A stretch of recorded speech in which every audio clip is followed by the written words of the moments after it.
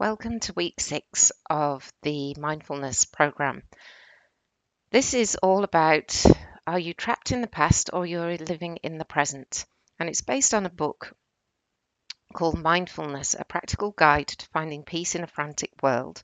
And you can buy it on Amazon, and it's by Mark Williams and Danny Penman.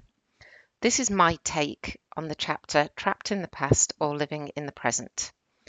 It's not meant to be medical advice, and I am not a medical advisor or a psychologist. I am a trainee MBSR student. So, what is stress? So, we have the ABC model of cognitive therapy, whereby you have a situation, and that situation can be very simple or very complicated. But there is B, which is your story, your previous experience. And this is everything that you use your mind to create a story about the situation. And whatever your story is, it will directly impact C, which is the emotion.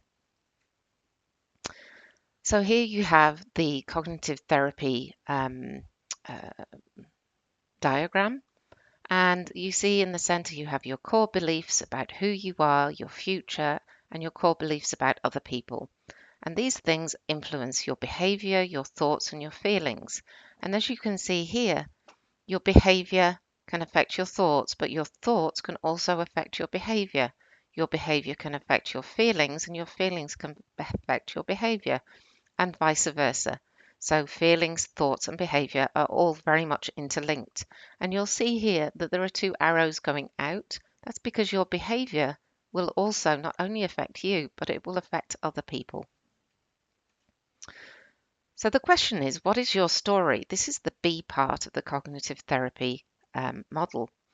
Now, this poor guy is a skeleton living in a cupboard, and most of us have skeletons in our cupboards. This is because we're human. So we're born and we die, and this is our entire life. We all have childhood experience. We all have some sort of impairment. We all have some sort of risk behaviors. We will all at some point be ill, sick, maybe have some disability. And for sure, we may not all die early, but we will all die. So this is the human condition. Unfortunately, I would love to say that you're unique, but we're not. We are human, and we all will go through some sort of trauma or experience in our life, and that will form the story that we make. So how do these stories generate emotions? I'm going to give a very simple example here of how mindfulness can help when I get stressed in a meeting. So the situation, I'm in a work meeting, and my previous experiences at my last meeting, when I answered a question, this person looked angry and raised their voice. It wasn't the first time, but it wasn't always like this either.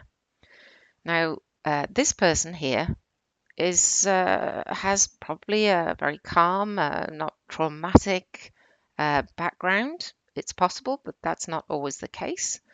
And they say, well, I'm prepared. I always do my best. My voice is important. I don't always get everything right, but I'm human.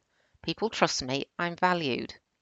This can be influenced by a lot of things. This can be influenced by how you've been raised, by your parents, by your friends, by your family, by the working environment that you're currently in. The resulting emotion of this is I'm confident and not stressed. The next person goes through every self-criticism under the sun, but they start off with, this person doesn't like me. They think I'm no good at my job. I should try harder. I'm useless. Everyone is talking about me. I should change job. They will fire me. This is fear, self-criticism, self-doubt, and it's a weak position to assume that you're no good at things. So this is coming from a position of weakness. This next one, this person thinks that they're coming from a position of strength. So this person, the guy in the meeting, is useless and doesn't know anything. Why am I the only expert? Why do I always have to lead, do everything? Why do I have to clean up everyone else's mess? It sounds like you're a strong person, but actually what you're doing here is you're generating annoyance, criticism of others, and a negative attitude. And quite frankly, if I ever do this, I always end up with a headache. So these are two seemingly very different scenarios, but I'm not sure whether you notice here, this is always talking about this person doesn't like me, this person is useless. Whereas in the first scenario, I'm not referring to anyone else. I'm just talking about me and how I act. So the question is, I'm stressed now, help. How can mindfulness help? So this is an acute moment. So if you practice mindfulness, you'll be able to recognize body signals of stress, and these are going to allow you to take some action. So you can do a breathing exercise, you can consciously use your senses to feel present, so your feet on the floor, the touch and the temperature of the desk, sensing the temperature in the room. The next one is that you can recognize that you're stressed. This means you can work on responding rather than reacting, and knowing that silence is totally acceptable and you don't need to answer every question in the meeting.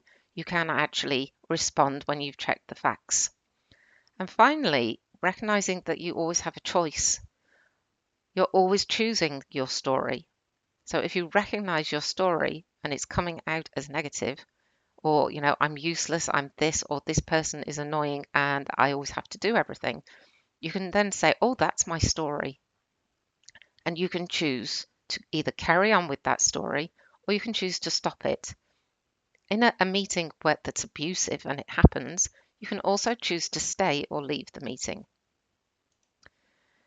But mindfulness probably is best used in terms of long-term stress resilience. So we have these situations here. No one, I think I'm useless. And here, I think everyone else is useless. And why do I have to do everything? I really want to point out this is not about the other person. This story, you think it's got to do with something for the other person, that it's the other person that's causing you stress. But it's not about the other person. And this is Michael Jackson's The Man in the Mirror, or so internet tells me. If you look at the man in the mirror, you can start to understand and learn how you can change your story so that you can change and influence your own level of suffering and your own level of stress. So what stress is the situation multiplied by a factor of the emotion generated. So that emotion generated can be low, as in the first case, or it can be, it can go up exponentially depending on the story you tell yourself and the amount of emotion that story is generating. So there are three things where mindfulness is going to help you on this. So the first is like the mindful self-awareness, knowing what that story is, seeing what your toxic self-criticism is. These are really the starting point. And then the second one is you can be mindfully curious, being prepared to go and look into what that story is, looking at the facts, if there are any, because we know that these stories are generated by the rumor mill of your mind. They are not factual. In fact, if you look at them, it's almost like a conspiracy. It's something that you've invented over time, and it's normal to do this. This is what the brain does. It just fills in the gaps where there are no facts to be taken from a situation. But this is all really difficult to do. It's not straightforward. So the final part of this key is to be very compassionate. When you hear self-criticism, knowing that you would never say that to anyone. And so you have to be your own best friend. And to conclude, this is mindfulness in its element. It's really uncomfortable. You have to be compassionate with yourself. And it's uncomfortable because mindfulness is moving us out of our comfort zone. It's moving us out of automatic pilot of our behavior. And it's asking us to face things that maybe we don't always want to face. And you can choose to either do this alone, or if you find that certain things are overwhelming, then the ideal situation is to find a medical professional who can help you with some deep or difficult issues. Thank you for listening.